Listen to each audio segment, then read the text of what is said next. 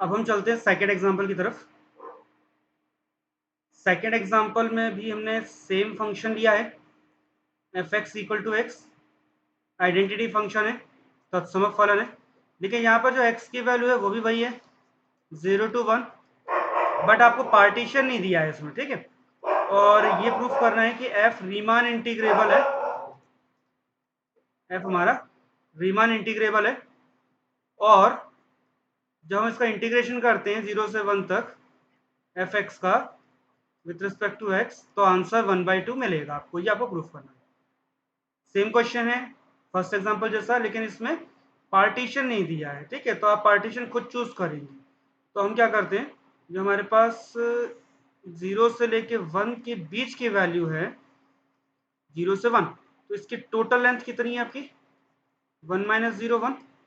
इसको मैं n parts में डिवाइड कर देता हूँ। जैसे n पार्ट में डिवाइड करूंगा तो मेरे पास जो लेंथ है 1, वो एक पार्ट की लेंथ आ जाएगी n पार्ट में डिवाइड होने पर 1/n length of each part, ठीक है। तो मेरे पास पहला जो नंबर मिलेगा वो 1/n पे मिल जाएगा, सेकेंड नंबर वो होगा वो 2/n मिल जाएगा, थर्ड नंबर मेरा 3/n हो जाएगा। ऐसे करते करते जो r-1 वाला होगा तो r-1/n और एक r/n, लास्ट वाले को मैं n/n कह देता हूँ जो कि 1 है। तो इस टाइप से मैंने इसको पार्टीशन में डिवाइड करके मैं अपनी पार्टीशन खुद बना लेता हूँ, ठीक है।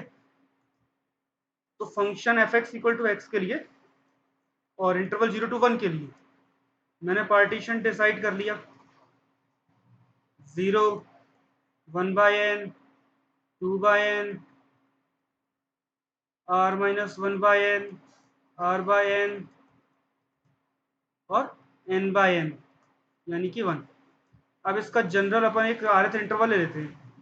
rth इंटरवल आपका हो जाएगा r-1/n r/n, ये वाला हो गया आपका rth इंटरवल। इसमें r की वैल्यू आप रख के देख लो 1 2 3, जैसे आप 1 2 3 पुट करेंगे ना n तक, तो आपको सारे इंटरवल मिल जाएंगे, फर्स्ट सेकेंड आगे भी, लास्ट वाला भी मिल जाएगा, ठीक है, इसी में पुट करने पर। फंक्शन हम पहले बता चुके हैं कि जो इंक्रीजिंग फंक्शन है, बढ़ता हुआ फलन है, इंक्रीजिंग है, तो इंक्रीजिंग है तो इसकी जो ये जो इस पॉइंट पर आपको मिनिमम मिलेगा और इस पॉइंट पर मुझे मैक्सिमम वैल्यू मिलेगी फंक्शन की, ठीक है। तो फंक्शन की जो मिनिमम वैल्यू है वो r-1/n पे मिलेगी, तो जिसको मैं स्मॉल mr बोल देता हूँ, और ये वैल्यू सेम यही रहेगी।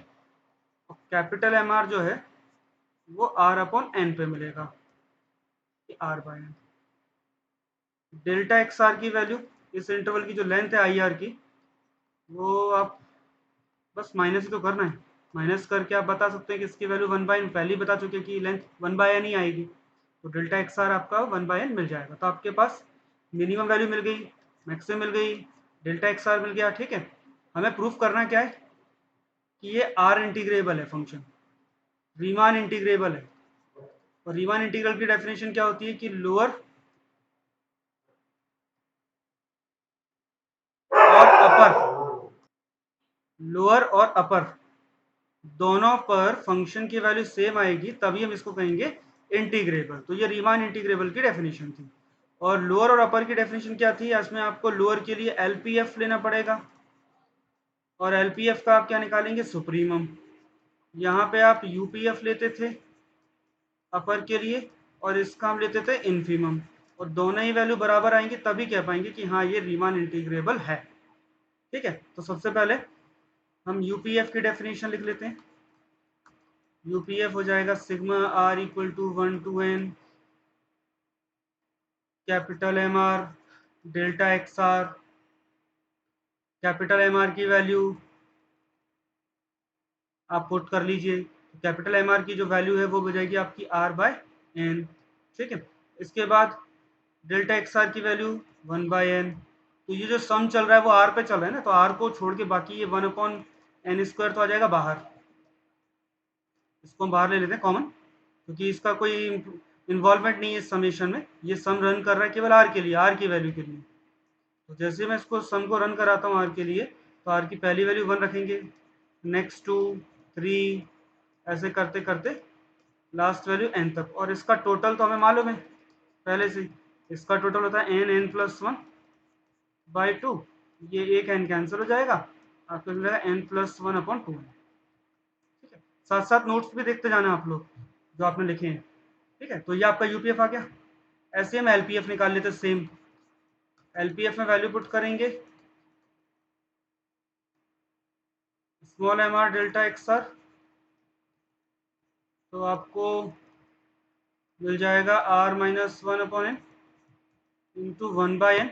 यहाँ भी 1/n² बाहर आ जाएगा और सम रन होगा केवल r-1 पर। r-1 पे जैसे सम रन कराएंगे तो r की वैल्यू पुट करो पहले 1, तो क्या आएगा 0, फिर +1 +2, ऐसा करते करते लास्ट वैल्यू जब n रखेंगे यहाँ पे तो मिलेगा n-1।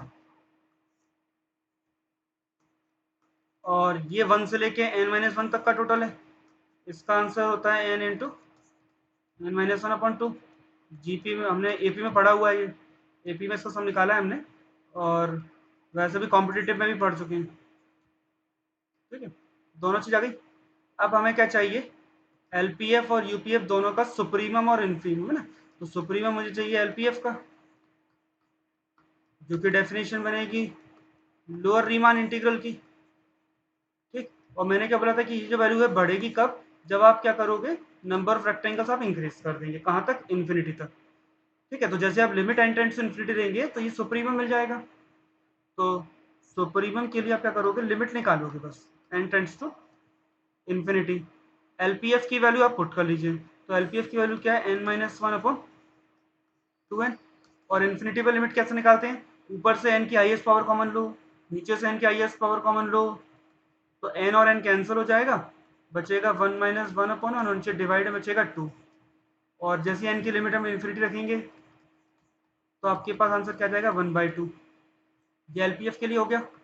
ऐसे ही अपर रीमान इंटीग्रल, ये आपका इन्फीमम होगा, इन्फीमम वैल्यू होगी यूपीएफ की। यूपीएफ की वैल्यू तो आपकी वही है n+1 डिवाइडेड बाई 2n। लेकिन ये इन्फीमम कब होगा, जब नंबर ऑफ रेक्टेंगल्स बढ़ जाएंगे, इन्फिनिटी तक जाएंगे। ठीक है, और ऐसा करने पे फिर से आप लिमिट निकालोगे तो 1/2 आ जाएगी। तो लोअर लिमिट और अपर लिमिट रीमान में दोनों आपकी, लोअर रीमान इंटीग्रल और अपर रीमान इंटीग्रल दोनों बराबर आ गए। दोनों बराबर ही हैं, कितने आ गए, 1/2। तो इनको हम 0 to 1 एक ही बार ऐसे लिख दें, फिर लोअर और अपर हटा दें, और इसका मतलब ये है कि एफ जो है वो अपना आर इंटीग्रेबल हो जाएगा।